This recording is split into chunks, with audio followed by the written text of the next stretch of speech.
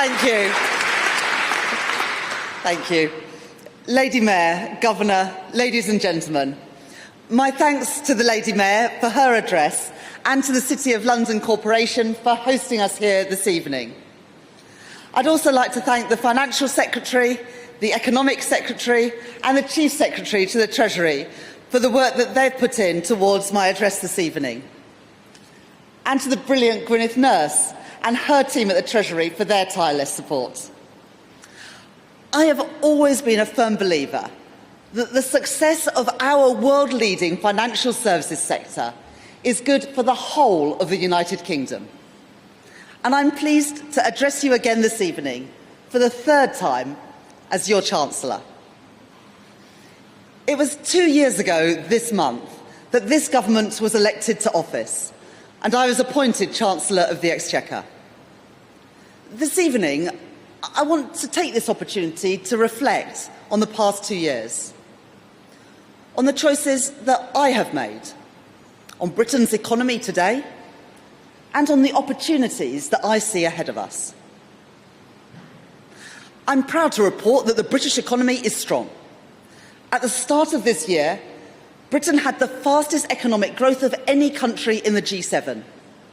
Last year, borrowing fell from 5.2% to 4.2% of GDP, its lowest level in 6 years. Investment is up, productivity is up, and wages are up too. NHS waiting lists are falling at the fastest rate in the past 17 years. And 500,000 children will be lifted out of poverty during the course of this Parliament. If I had said 2 years ago that this is where we would be today, many people would have doubted it. But we have proven the doubters wrong. Through strength, through resilience and through determination, Britain has beaten the odds once again. 2 years ago, I inherited an economy that had challenges on multiple fronts. A public finance challenge, spending over £100 billion a year on debt interest, while capital investment was cut in favour of short-term fixes. Projects promised, yet no money committed to deliver them. A public services challenge, school roofs crumbling, prisons overflowing, and hospital waiting lists skyrocketing. And an economic challenge, anemic economic growth, interest rates rising, and the cost of living crisis weighing on the everyday lives of ordinary people. Since the election, I have systematically addressed each of those challenges. In my first budget, I repaired the public finances, while setting out a path of fiscal consolidation to bring borrowing costs down. And at the same time, I made bold changes to the fiscal rules that meant I was able to invest an additional £120 billion in my spending review to restore public services and to build the housing, the energy and the transport infrastructure that is so critical for economic growth. At my second budget last year, I built on these strong foundations to bear down on the cost of living, cutting inflation by reducing energy bills, freezing prescription charges and freezing rail fares, and doubling our fiscal buffers to protect both household finances and the public finances from increasingly common economic shocks. The resumption of hostilities in the Middle East in the last few days has shown that our economic resilience will continue to be tested. And the market response to those changes shows that there is still work to do to ensure that our economy and our country is protected against a volatile global economic landscape. The action that I have taken so far has been underpinned by a new approach to building sustainable and resilient economic growth in every part of our country. An approach that I have called Securonomics, an investment-led growth model for Britain, where an active and strategic state steps up to make conscious and deliberate choices through stability in the public finances, investment in our infrastructure and reform of our economy. This government has shown that change, indeed radical change, is possible. And the record of the last 2 years makes clear that governments can achieve that change only when they combine radicalism with credibility. I had to earn that credibility in opposition, and I have proven it in government, in every action that I have taken since I was appointed as Chancellor. That hard-won credibility must be sustained and the foundations maintained if this work of radical change is to continue. In the past, radical governments without credibility have ultimately failed to win the trust necessary to deliver their agenda. And without radicalism, credible governments have found their credibility eroding when they're unable to satisfy the public's justified impatience for change. The most successful Labour governments have and must pursue the twin path of radical change and economic credibility. The work of change has begun, and I am proud that the decisions that I have made as Chancellor provide a platform for the next Prime Minister to take our country forward. I am optimistic about our country's potential, hugely optimistic. The economic future that is within our grasp. But that future is not an inevitability. It requires choices. That is why, in my second May's lecture earlier this year, I set out 3 big choices to go much bigger and much bolder in the areas which offer the greatest opportunities for Britain's growth, prosperity and security. First, building growth in every part of our country, breaking with the failed idea that prosperity can be built from just a few narrow parts of Britain. Second, a concerted drive to make sure that the jobs, the industries and the innovation of the future are built here in Britain.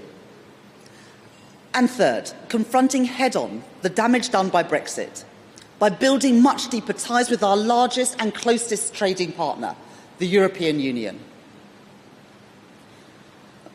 Britain should not be a country where opportunity and prosperity are confined to a few parts of our country, with other areas' potential untapped, their talent and their resources wasted.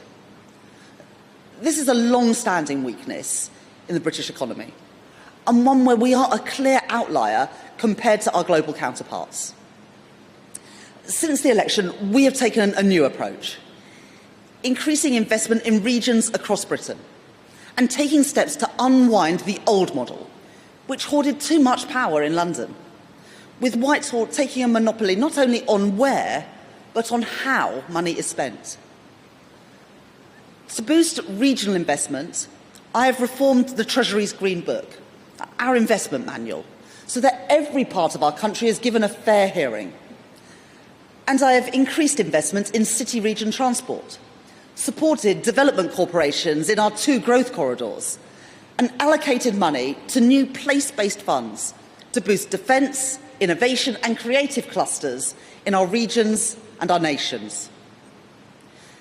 Yesterday, I met with mayors from across Britain. Their frustration is familiar to me from 16 years as a Member of Parliament in Leeds, of knowing the right priorities for your own area, but not being empowered to deliver them. Here too, we have made progress. This government has done more to devolve power in the last 2 years than its predecessors did in the last 2 decades. Expanding integrated settlements so that more mayors receive a single multi-year funding pot with flexibility about deciding how the money should be spent.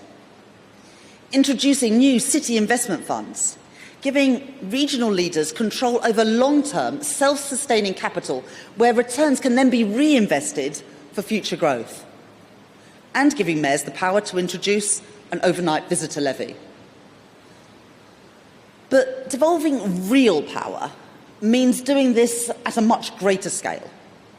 And in my May's lecture, I set out the next major step, giving regional leaders control over a share of national taxes, including income tax and business rates. There is much further to go, but the steps I have taken put us on a path to a permanent transfer of power and resources away from central government towards long-term investment, local accountability and regional leadership, to create growth in every part of our country. Our economy is most successful when an active and strategic state partners with business to innovate and to compete globally. That is a fundamental principle of Securonomics and of our industrial strategy. Not shying away from technological change, but stepping up and charting a path as our economy changes. And not allowing our industrial base to decay, leaving us exposed to volatile global supply chains, but instead recognising that economic security is national security. That is why we stepped in to save British steel and prevent Britain's steel capacity from being fundamentally undermined, so that our infrastructure, our industries and our security are not dependent on foreign imports. That is why we are backing our world-leading defence sector, so that as defence spending rises across the world, the benefits of that investment and those jobs will come here to Britain. And it's also why I've changed our procurement rules, so that government procurement is no longer a check for global incumbents, but a launchpad for British businesses, ensuring that we can buy British when it is critical to our national security, for steel, for shipbuilding, and now for AI. AI is the defining technology of our generation. It will be crucial to national security and to all our economic futures.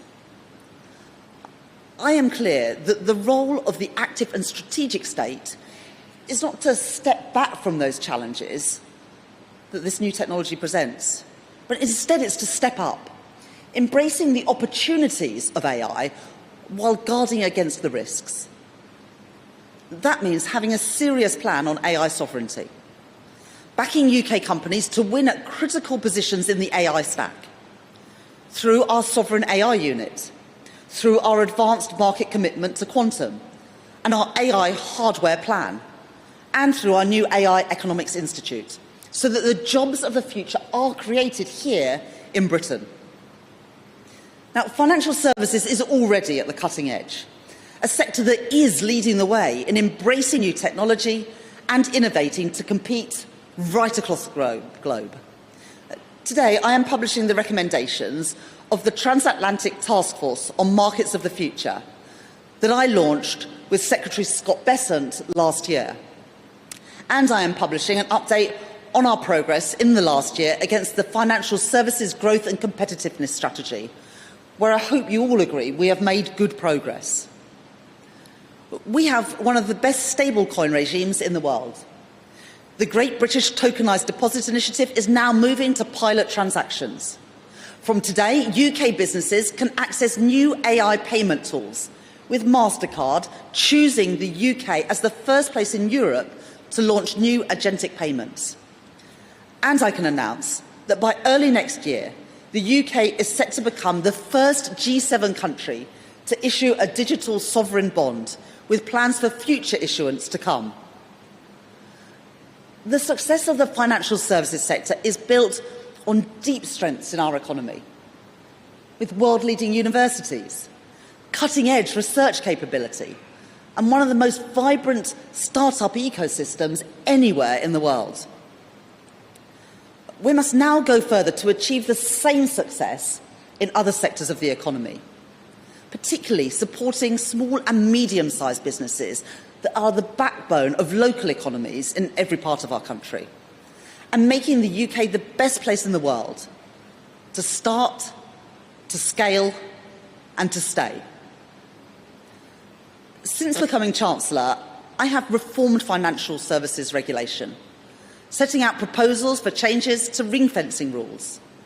And last week, the Financial Policy Committee published the results of the review I requested on bank capital requirements, which is estimated to mean up to £150 billion of additional lending, with Nationwide alone committing an additional £40 billion in mortgages and to SMEs because of the changes that I have made. I am turning Britain's savers into investors through changes to ISAs and to financial advice. Last year, our largest pension funds invested an additional £10 billion into private markets because of the changes that I have made. And insurers are well on their way to delivering their £100 billion investment pledge, with £17 billion invested into UK assets to date. And I have boosted SME lending, including through the changes I announced yesterday in Gateshead, to help businesses grow, invest and create jobs. Launching a new UK export finance guarantee scheme to help small businesses to start exporting.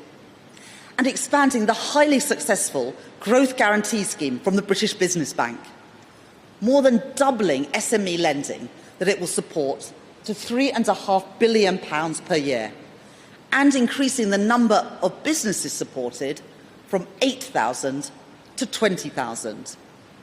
Lloyds, NatWest and Alaka Bank have already confirmed that those changes will help them to provide £1 billion each of SME lending over the next 3 years.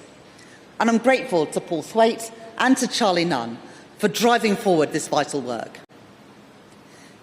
This is a crucial pillar of our growth strategy, backing British businesses to innovate, to export, to grow and to succeed. In the age of insecurity in which we live, the economic strength of our country will rest on strategic alliances. And no alliance is more important to us than our relationship with the European Union.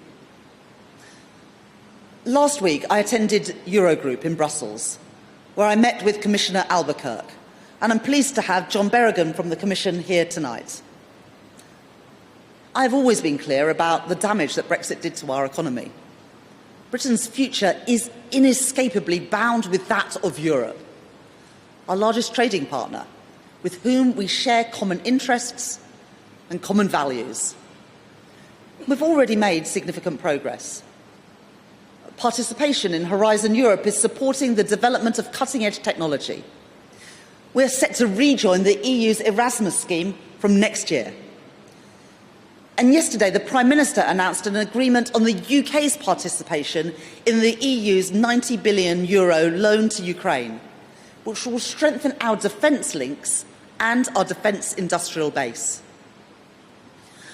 I want to see the next UK-EU summit rescheduled as soon as possible, so that we can finalise ambitious agreements on agri-foods, emissions trading, electricity and a youth experience scheme.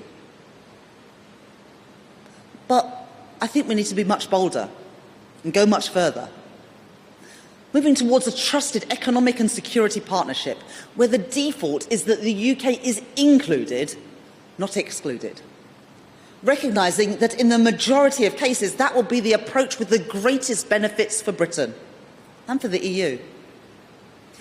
To achieve that, it will be incumbent on those of us who believe in Britain's relationship with Europe to make it happen, and to demonstrate the positive difference it will make to the British people. I'm grateful for the support for so many of you in this room for championing a policy of greater EU cooperation and integration. Reduced burdens for businesses, lower costs for consumers, greater opportunities for our young people, and a more resilient economy, with our energy systems, national security and supply chains buttressed against a volatile global landscape. The prize for Britain of a closer relationship with the EU is immense. I'm proud of what this government has achieved since the last general election. We have restored economic stability, putting our public finances on a secure path. We have invested in our public services and in economic growth, in transport, in nuclear, in housing. And we've reformed our economy so that it works better for working people, sweeping away our antiquated planning system and striking trade deals with countries around the world. The result is an economy that is stronger, with wages rising and child poverty falling. Through the choices I have made, I have fixed the foundations, and I have begun the work of building secure and sustainable growth in every part of our country, where an active and strategic state steps up to empower regional leaders, back British businesses, and deepen our relationships with the EU. Radical change is only possible if it comes with credibility. Radical change without credibility does not endure. And credibility cannot be sustained without delivering change that meets the moment. Radical change is only possible if it comes with credibility. That has been my mission as Chancellor of the Exchequer. That is the mission of this government, and I know it will remain the mission of the next. Thank you very much.